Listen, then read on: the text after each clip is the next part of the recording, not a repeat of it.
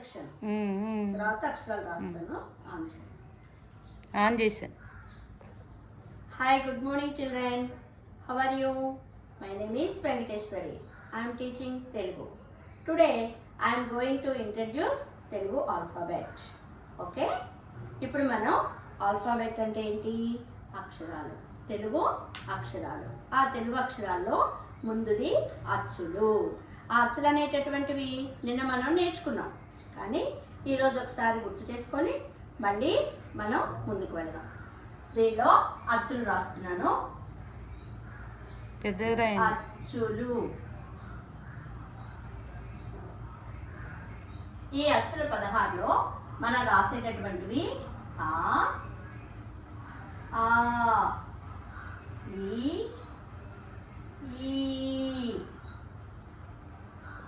ఊ,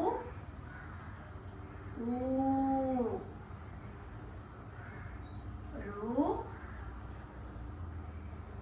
రు, ఏ, ఐ, ఓ,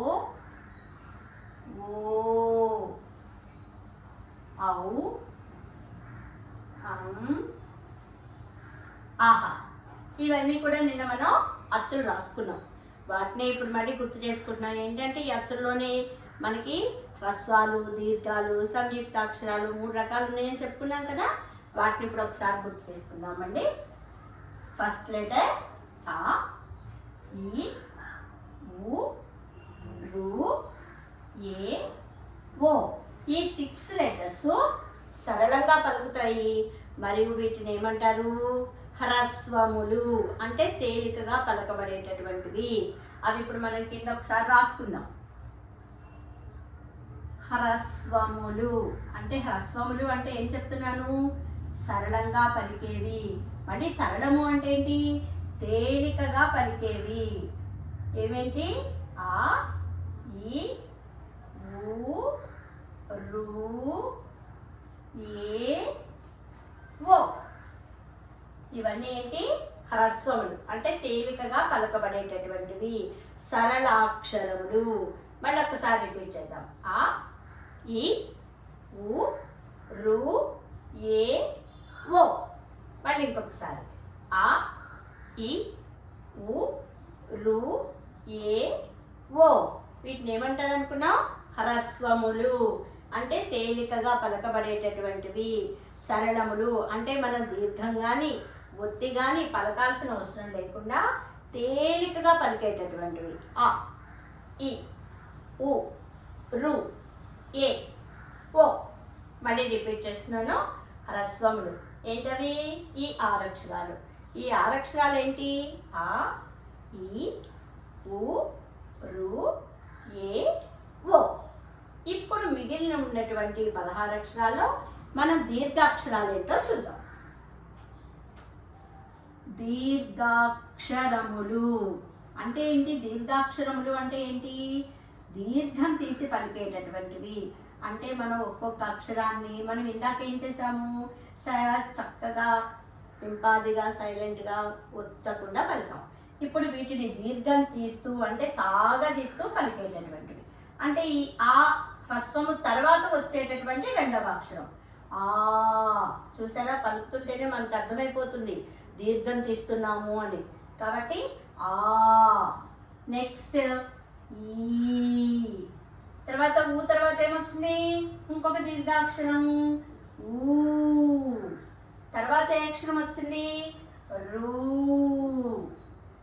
ఆ తర్వాత ఏ వచ్చింది? హ్రస్వము. ఆ తర్వాత ఏ అక్షరం వచ్చింది? ఏ. ఆ తర్వాత ఐ. మరి ఒక్కొక్క అక్షరం దాటి వెళుతున్నాం కదా అని వెంటనే హ్రస్వము దీర్ఘము అని అనుకోకూడదు. ఐ అనేది కూడా దీర్ఘాక్షరమే. ఐ. నెక్స్ట్ ఓ. ఆ తర్వాత ఔ. ఇవి దీర్ఘాక్షరములు. ఆ తర్వాత వచ్చేటటువంటివి సంయుక్తాక్షరాలు. ఇదేంటి? ఆ పక్కన 0 అంటే ఆ అనేటటువంటిది హ్రస్వం. హ్రస్వం పక్కన 0 పెడితే అమ్మైంది. అలానే హ్రస్వం ఈ ఉంది. ఈ పక్కన 0 పెడితే ఇమ్మని, ఊ పక్కన 0 పెడితే ఉమ్మని, ఇలా అనుకుంటూ మనం ఈ సున్నాని మనం ఉపయోగించుకుంటున్నాం. కాబట్టి ఇది సంయుక్తముగా అంటే కలయిక. కలయిక అంటే ఇంకొక దానితో కలిపి చెప్పేటటువంటి దానిని సున్నాతో పోలుస్తున్నాం.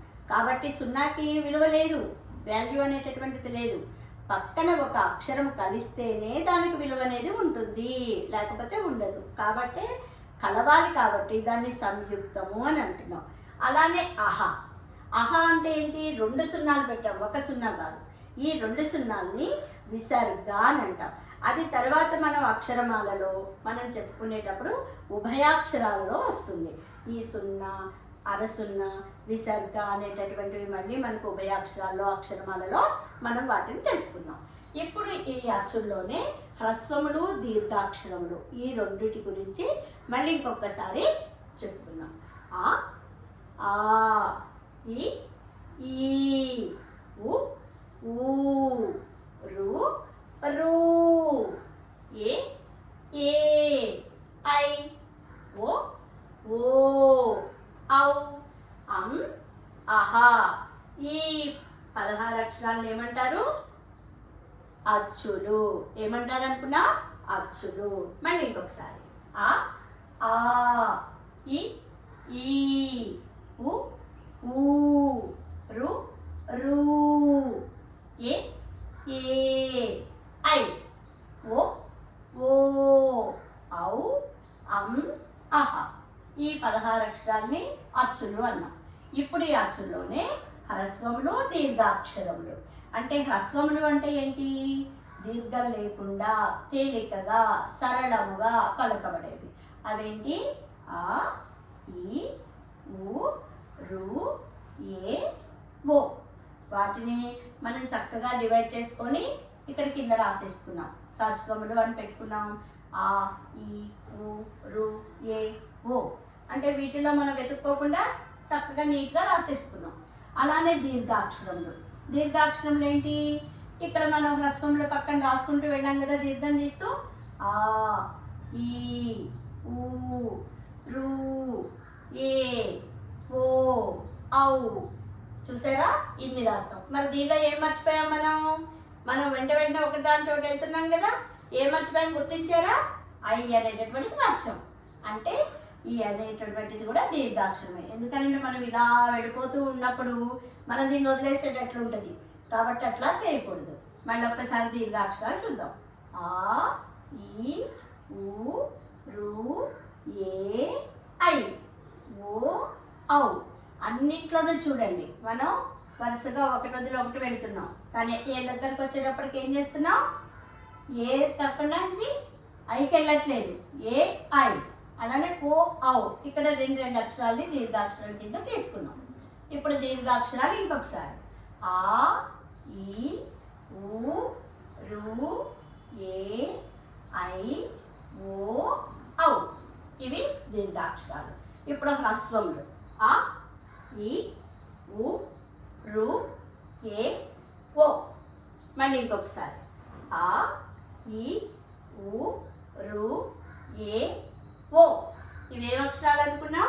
హ్రస్వములు. హ్రస్వములు అంటే ఏమని చెప్పుకున్నాం? తేలికగా పలకబడేవి. తేలికగా అంటే సరళముగా వచ్చేటటువంటి అక్షరాలు. మళ్ళీ ఇంకొకసారి. ఆ, ఈ, ఊ, రు, ఏ, ఓ. ఏ అక్షరాలు? సరళ అక్షరాలు, హ్రస్వములు. అలానే నెక్స్ట్ ఏంటి? దీర్ఘాక్షరాలు, దీర్ఘంగా ఉండేటటువంటివి. ఆ, ఈ. చూసారా? పలికేటప్పుడే మనం సాగదీసేస్తున్నాం. ఆ, ఈ, ఊ, రు, ఏ, ఐ, ఓ, ఔ. వీటిని దీర్ఘాక్షరములు అంటారు. ఇప్పుడు మనం వీటిని మధ్య మధ్యలో ఎలా గుర్తిస్తారో ఒకసారి గమనిద్దాం. ఓకేనా?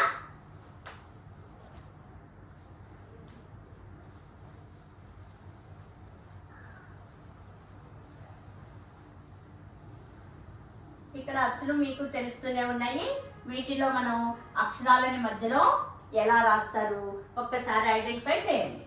ఫస్ట్ నేను ఆ రాశాను. ఈ పక్కన ఖాళీలో మీరేం రాస్తారు? ఆ తర్వాత ఈ రాస్తారా, ఊ రాస్తారా? ఏం రాస్తారు? ఆ, ఆ.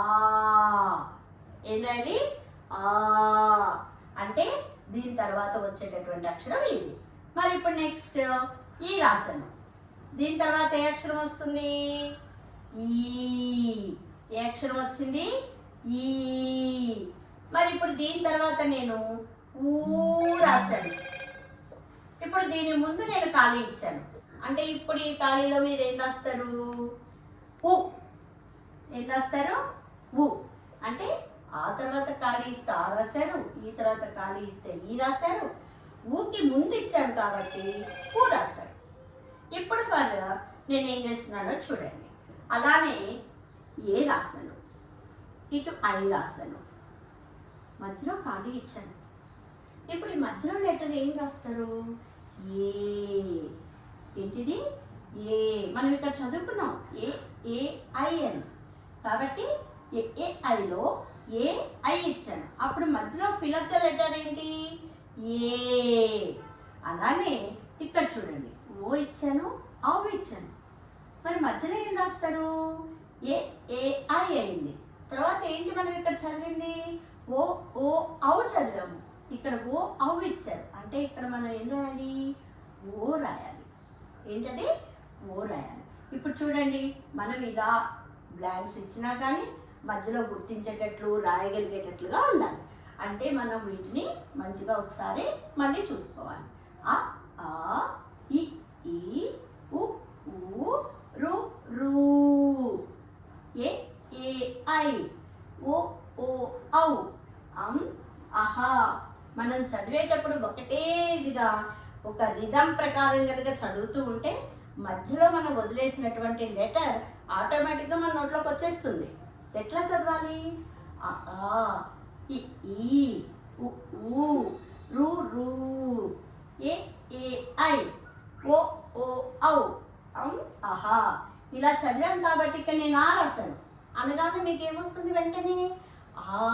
అంటే ఆ అన్నాను కదా, కాబట్టి ఆ ఆ ఇ ఈ.